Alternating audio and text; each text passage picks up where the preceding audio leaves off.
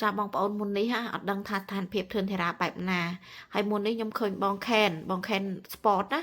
ខ្ញុំឃើញគាត់បានផុសធឿនធារាបងប្អូនយើងគ្រាពី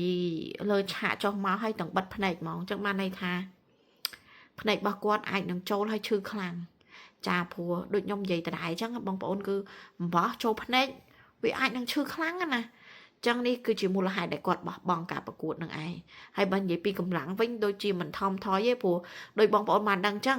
ធំតែ2នាទីដាំទឹកទី1ហ្នឹងទឹកទី1បានតែ2នាទីណាបងប្អូនចឹងគាត់បោះបង់ការប្រកួតចឹងបានន័យថាហេតុផលសំខាន់ហ្នឹងគឺបោះចូលភ្នែកគាត់ហ្នឹងគាត់ឈឺបដ ாய் តែធម្មតាបោះឆៅចឹងហើយបងប្អូនកីឡាករយើងពេលប្រកួតបោះឆៅគឺប្រយ័ត្នប្រយែងមែនតើសូម្បីតែកង់ចេញម្រាមយើងខ្លាចបារម្ភអារឿងម្រាមដៃចេញមកវាត្រូវភ្នែកអីចឹងណាហើយឬក៏កញ្ចក់ដៃកាត់មិនអស់វាមុតអីចឹងទៅតែបោះឆៅហ្នឹងគឺតាប៉ះស្អិតហ្មង